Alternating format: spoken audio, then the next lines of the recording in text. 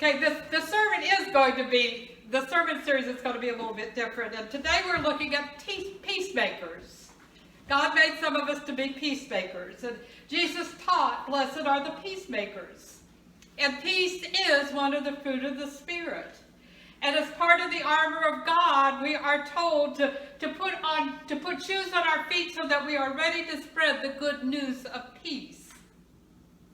So today we're going to begin our look at some of the strengths and virtues that God knits into his people.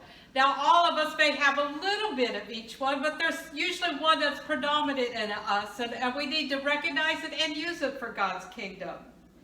But then also with each strength that we have, there is also a sneaky sin that is most likely to attack someone with that particular strength or virtue. And I want to begin with some verses about peacemakers. From Romans chapter 12, verse 18, it says, if it is possible, as far as it depends on you, live peaceably with all. And later in Romans, he writes, let us then pursue what makes for peace and for mutual edification. And then pursue peace with everyone and holiness, without which no one will see the Lord. That is from Hebrews and from James. But the wisdom from above is first pure, then peaceable, gentle, willing to yield, full of mercy and good fruits, without a trace of hypocrisy. And a harvest of righteousness is sown in peace for those who make peace. Today we are going to look at an incredible peacemaker in the Bible, Abraham. Abraham had a heart for peacemaking. He was able to see both sides of an issue, and he even had the courage to negotiate with God. But let's first look at the story in Genesis 18, when God says to Abraham, this is Genesis 18, I'm beginning with the 20th verse. Then the Lord said, the cries of injustice from Sodom and Gomorrah are countless, and their sin is very serious. The cities of Sodom and Gomorrah are some of the most famous cities in history, but for all the wrong reasons. They were so evil that they got the attention of God. And God wondered if things were really as bad as those crimes had claimed. So God said, I will go down and examine the cries of injustice that have reached me. Have they really done all this? If not, I want to know. So God sent 3 angels to Sodom. And as they headed to Sodom, the Lord remained with Abraham. Now we will see Abraham as the classic peacemaker. Abraham approached God and said, will you really sweep away all the innocent with the guilty? What if there are 50 innocent people in the city? Will you really sweep it away and not save the place for the sake of 50 innocent people? It's not like you to do this, killing the innocent with the guilty as if there were no difference. It's not like you. Will the judge of all the earth not act justly? We don't know how many people lived in Sodom, because the city was destroyed. We do know that it was a massive city. It was 2 cities joined together, Sodom and Gomorrah. And Abraham was challenging the goodness of God. He was arguing not everybody can be bad. He was trying to negotiate a peace treaty between the Almighty God and the wicked city of Sodom. And what is amazing is the Lord's reply. The Lord said, if I find 50 innocent people in the city of Sodom, I will save it because of them. So if there are 50 good apples apples among all of the rotten apples, God would not judge them. But the problem was, Sodom was pretty bad. And Abraham knew this, so he kept going. Abraham responded, "Since I've already decided to speak with my Lord, even though I'm just soil and ash, what if there are 5 fewer innocent people than the 50? Will you destroy the whole city over just 5? And the Lord said, if I find 45 there, I won't destroy it. Once again, Abraham spoke. What if 40 are there? And the Lord said, for the sake of 40, I will do nothing. And he said, don't be angry with me, my Lord, but let me speak. What if 30 are there? And the Lord said, I won't do it if I find 30 there. Abraham said, since I've already decided to speak with my Lord, what if 20 are there? And the Lord said, I won't do it for the sake of 20. And Abraham said, don't be angry with me, my Lord. Let me speak just once more. What if there are 10? And the Lord said, I will not destroy it because of those 10. And when the Lord finished speaking with Abraham, he left. But Abraham stayed there in that place. As we know, there were not 10 righteous people in the city because it was destroyed. In fact, it was so bad that all the men of the city came out to assault the 3 angels that God had sent into the city. Yet Abraham did all that he could to avoid that conflict. He couldn't believe that God would destroy anyone. Peacemakers seek to avoid conflict. And they want to create a healthy place for people to thrive. They want everybody to get along. They want everybody to be okay. They want to create a healthy place where you can be all that God has created you to be. And peacemakers can see a situation from all the different angles. They are inclusive, and they want to make sure that everyone feels valued and has an opportunity to contribute. They are patient and accepting of others. Abraham knew how evil the city of Sodom was. However, he thought if the Lord would just give it another chance, things would get better. Peacemakers are willing to listen to all sides of an issue and to find the areas of agreement between opposite sides. Peacemakers are very much needed in the church. Peacemakers are very much needed in our society today, where we are so quick to divide up on sides. The church, as well as society, is full of conflict. And peacemakers remind us of our common purpose. And in the church, they remind us of our common Lord. But being a peacemaker is not always a good thing.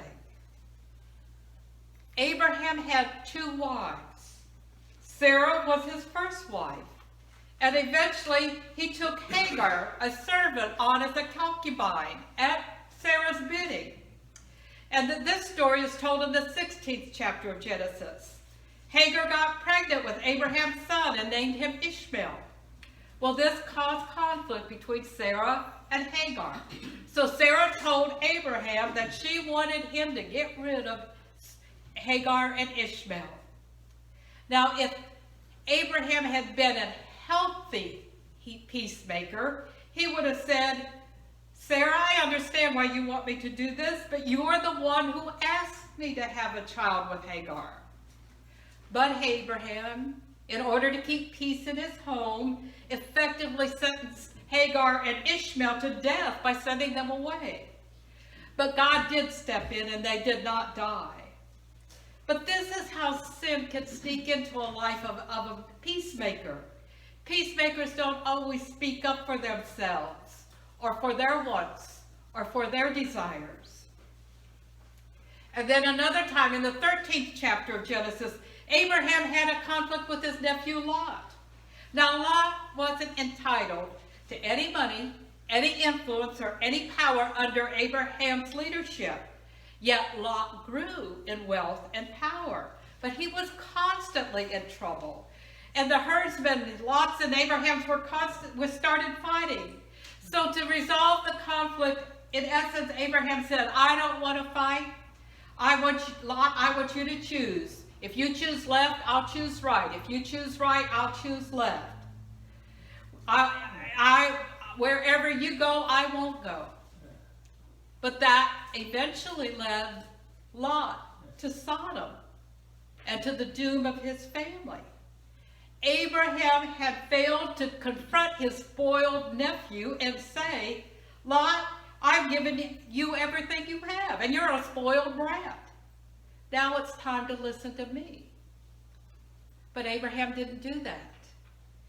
He failed to confront Lot, and Lot's family was cursed for generations. This happened in part because Lot did not have an uncle who spoke truth into his life. For a peacemaker, it is very difficult to speak the truth to a person you care about. But sometimes if we don't, that can lead to disaster for that person. Abraham didn't want to harm Hagar or Ishmael or Lot and his family. But Abraham's desire for peace or an absence of conflict trumped his desire for what was good and right and true. Now the deadly sin, the sneaky sin for a peacemaker is laziness. And laziness in the fact that he was lazy in the fact that he wouldn't confront those that needed to be confronted. And so then it just becomes common laziness. And laziness can come into our lives in the life of a peacemaker in lots of different ways. It may be manifested in indecision or failing to speak when they needed to speak. It might involve thinking, well, I don't know what to do, so I'm not going to do anything. And so it can show up, it can lead, and that indecision can lead to paralysis, and it can show up as inaction. Peacemakers don't know what they should do, so they don't do it. Or they have a list of 10 things to do, and they're so overwhelmed they do nothing. They're famous for procrastinating. Or they can be very active, doing all kinds of things, but not that thing that really needs to be done. For example, this one I can preach about the best because I see myself as a peacemaker. I'll sit down and work on my sermon, and I'll notice a mess on the kitchen counter. And I remember that I have ironing to do, so I get up and I do the ironing, and then I straighten out everything on my desk. I find all sorts of things to do but work on my sermon. Now that's not bad if it's Tuesday, but if it's a Saturday afternoon and Clemson's going to be playing football that night, then it's a problem. The gift of being a peacemaker can become corrupted when one avoids conflict at all cost. I know for me, just being in the presence of conflict shuts me down at times. It paralyzes me. I have to walk away from some of the news shows that Mitchell watches because of the conflict they seem to promote. It tears up my peacemaker's heart. Peacemakers have a hard time declaring their own wants and needs. If we're going out to eat, Mitchell will ask me where I want to go. And 99 times out of 100, I will say, I don't care. Let's go wherever you want to go. Peacemakers need to learn to express their needs and their wants. But Abraham did not do that with Sarah, and he did not do that with Lot. How can peacemakers learn to be real with themselves, real in their relationship with others, and real with God? Peacemakers are so good at listening to other people's feelings that they forget about their own feelings. They are so busy making peace between everybody else, they're not thinking about themselves. They need to learn to voice their needs and their wants. Now, peacemakers have a real gift for bringing about peace, but they must not be afraid to use it. They need to speak up in the midst of conflict and not withdraw. Because they're such good listeners, they can understand, or they can try to understand all the different sides of a conflict. And then, because they can understand, they can help to bring healing to a situation. But too often, the one that needs to speak up speaks up the least. It's a huge challenge, although the peacemaker could see the solution, just to step forward and offer that solution. And in order to be real in their relationship with God, peacemakers need to put their faith into action. Laziness or sloth is real, and it's a sneaky sin. We need to recognize when we're being lazy or when we're being slothful, and we need to deal with it. Now, God may have given you a slow motor, but that's fine. Be an elephant. When you move, be powerful and pursue faith with action.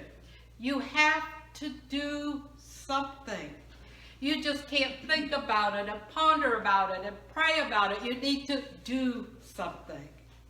As Paul wrote to Romans, never be lazy, but work hard and serve the Lord enthusiastically. Peacemakers have a special gift, a very special gift for the glory of God. They may not be sprinters, but they need to move. They just can't sit back and let somebody else do it. They have to make sure they are serving God and doing what God is calling them to do.